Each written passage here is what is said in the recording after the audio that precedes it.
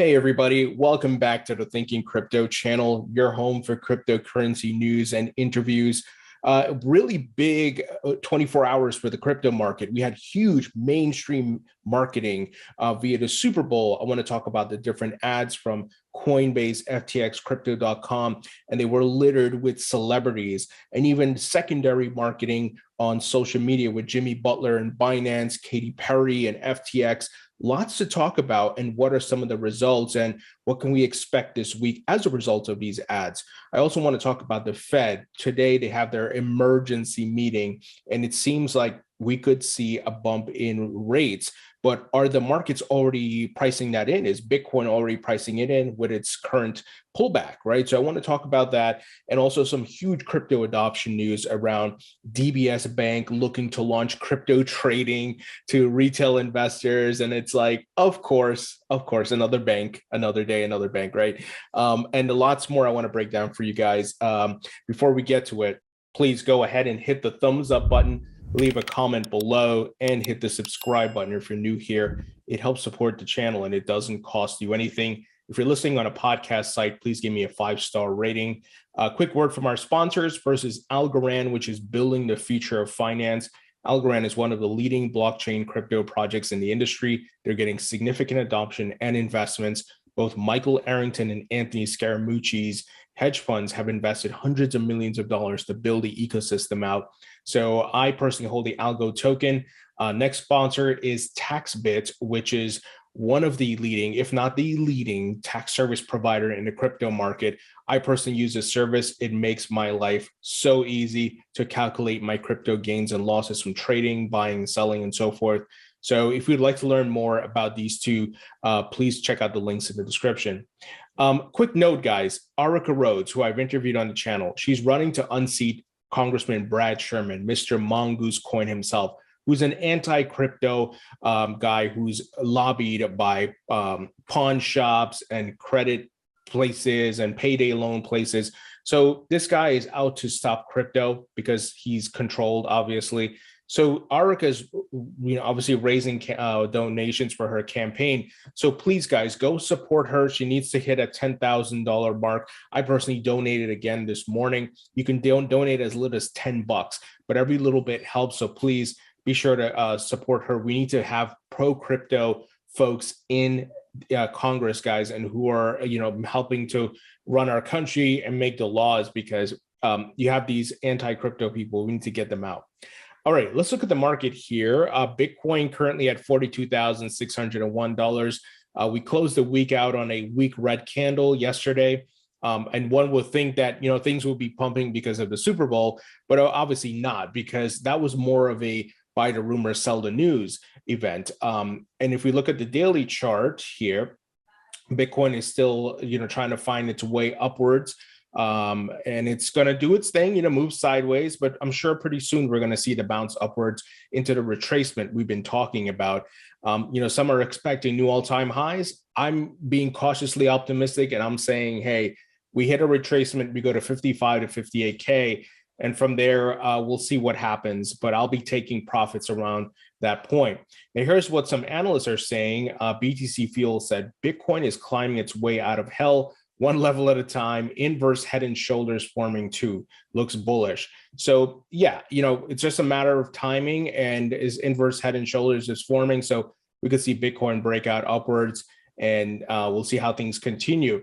Now, the other factor that is everyone's kind of paying attention to is today, there is a emergency meeting by the Fed. I think it seems like they're going to raise rates, but not significantly where it crashes markets, because we know, guys, how tied the stock market is to the economy now, what the Fed has been doing and buying assets and securities and so forth. So if they come out too hawkish, they could destroy the markets and the economy. And they know that. And right now, inflation is already killing wealth, right? There's crazy inflation, highest we've seen in 40 years. So if you come out and raise rates on top of inflation, they would be crazy to do that. And it's not so much for you and I, but it's the wealthy folks, right, who have a large part of their wealth in the stock market and other assets. So I think they have to be careful. Now, here's here's what the St. Louis Fed President James Bullard told CNBC this morning. He expects, he thinks the Fed needs to push interest rates up quickly. He says our credibility is on the line here, and he's advocated for a full percentage hike, but we'll see what Jerome Powell actually does. And given the context of what I just said, I think they have to be very careful, because it's not so much you and I, guys. Once again, it's that elite wealth class, and if you understand money and politics and how the money and everything is done with campaign donations and so forth, I can't imagine him coming out too aggressive. We'll see if they actually do anything. But like I said, Bitcoin and the crypto market could already be pricing this in. But who knows, guys? At this point, we just got to wait and see. All right, let's talk about some Super Bowl ads. And I love this graphic that BTC Fuel shared. It shows the stages of the marketing funnel. And the top is awareness, second is interest, third is consideration, fourth is intent, fifth is evaluation, and sixth is purchase. So this is marketing 101. But I want to set the stage here for what we're about to discuss with these different crypto exchanges spending millions of dollars marketing. BTC Fuel said, huge events like the Super Bowl are often used by advertisers to create awareness amongst future customers. New wave of Bitcoin buyers and adoption soon.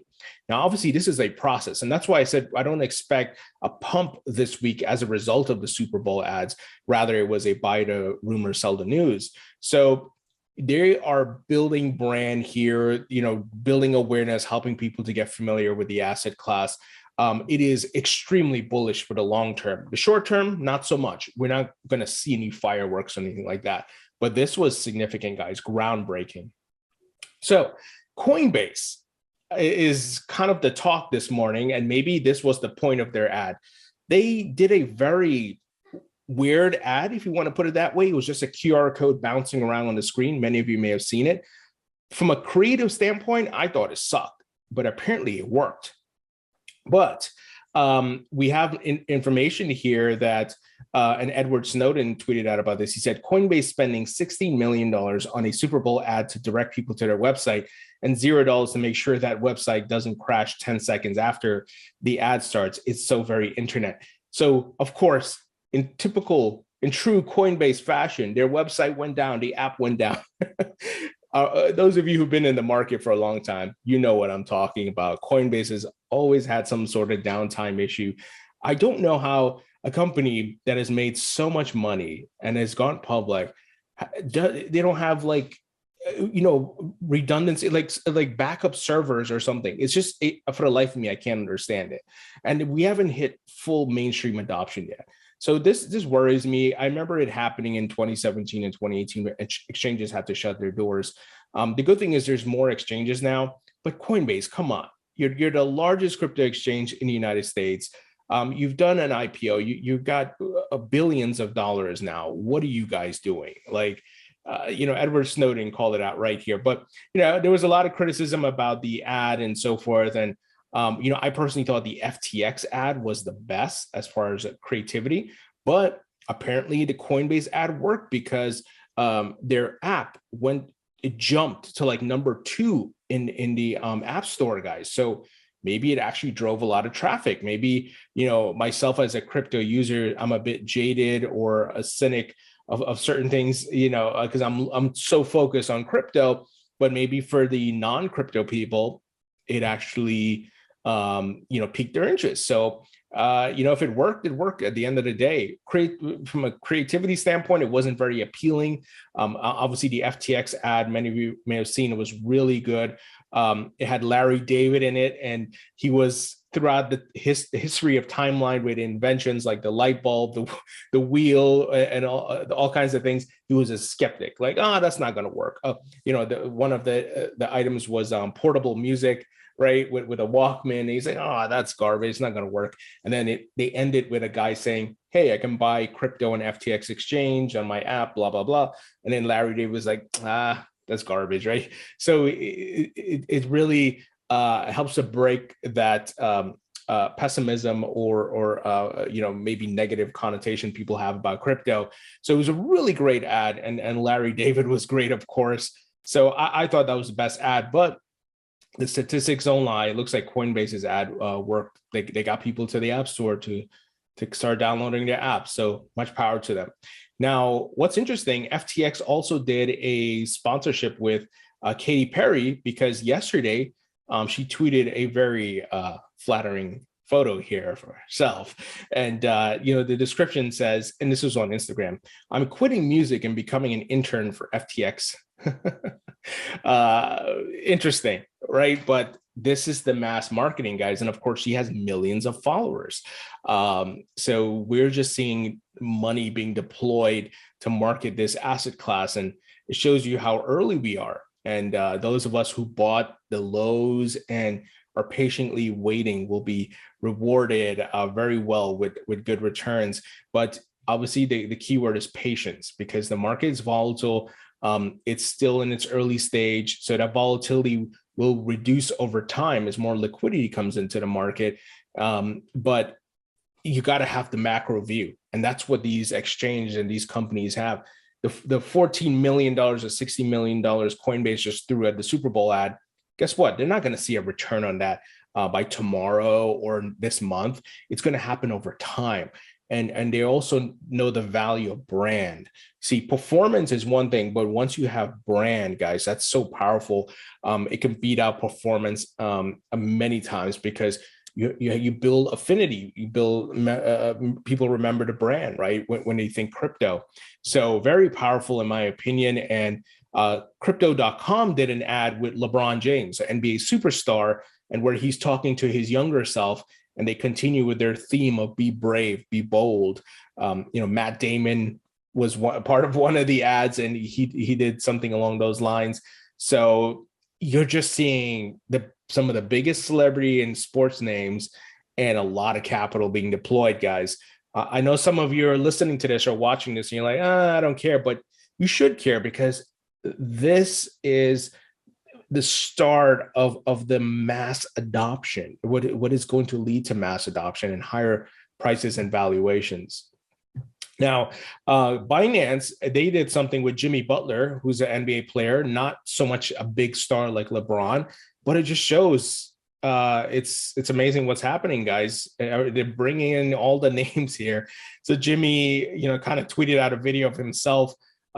This is not some high production thing, but he tweeted out, obviously, to his millions of fans and saying, "It's crypto for you. Do your own research. Trust yourself. I'm giving away 2,222 NFTs of me during the game today with Binance." So, guys, amazing what's happening. So that's kind of your Super Bowl ad wrap up. Once again, historic, groundbreaking, bullish.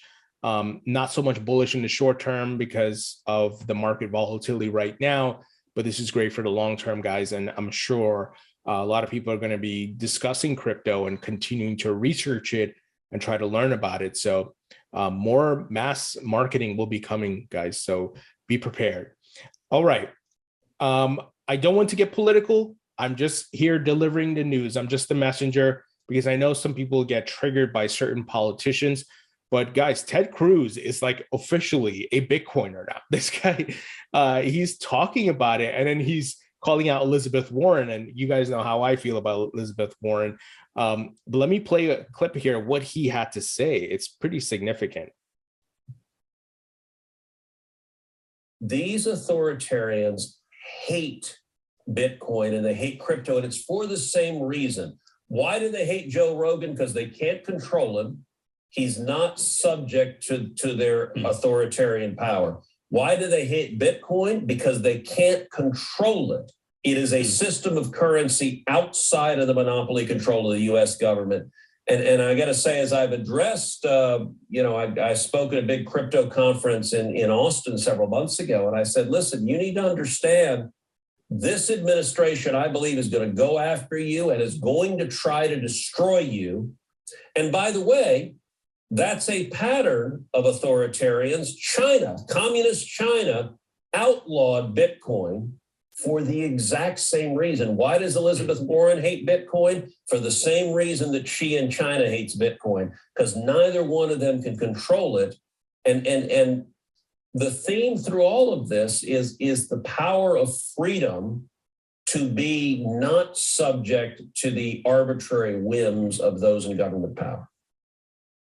So a bullish statement there from Ted Cruz. I don't agree with everything Ted Cruz does or says, but obviously, as an independent, I agree with some things he says.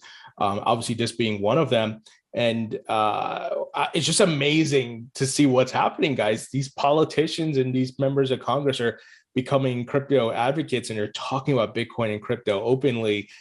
Pretty amazing. And you know, as we've been talking about the midterms of this year, it's an election year, and Biden. Boy, if he screws this up with his crypto executive order that's rumored to be coming, Democrats are going to get destroyed. And once again, as an independent, I don't have any type of skin in the game with Democrats or Republicans. I look at things, who has the best ideas, who's good for the country, and so forth. But man, this is becoming a big political issue now. So we'll see how things progress this year. I think we're going to see more of this, especially that states down south like Texas and Arizona and so forth are becoming more pro crypto. And then you have some of these clowns like Elizabeth Warren up north who are, kind of taking the anti-crypto stance, like Brad Sherman as well, which we need to get him out of office, right?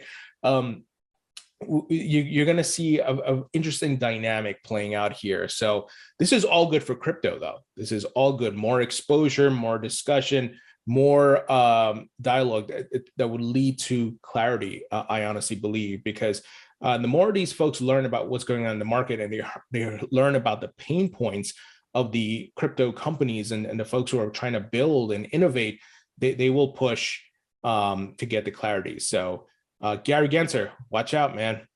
Look at this, guys. Singapore's megabank, DBS, which has $500 billion in assets, to launch retail crypto trading by the end of the year. Of course. Every bank around the globe will offer this. It's just a matter of time. So DBS CEO says there's a lot of work to be done, but expects the platform to be live by the end of 2022. I'm sure they're far ahead already. They're just, they don't want to say, hey, we're launching next month. They'll build up the PR and the hype around it, but I'm sure they've been working on this for years. Now, a quick reminder that I interviewed recently NYDIG, Patrick Sells of NYDIG, and they are helping retail banks, local banks and credit unions across the United States. Near 1,000 will be going live this year offering Bitcoin services. So if you haven't seen that interview, check it out. They just raised $1 billion, guys, $1 billion. And they're building this massive on and off ramp for these banks and credit unions. Let's move ahead here. So FTX Exchange President, he said the following: pension fund, family office, and bank employees are all privately investing in Bitcoin. There's a lot of buying the dip that's happening, and the on-chain analytics show it.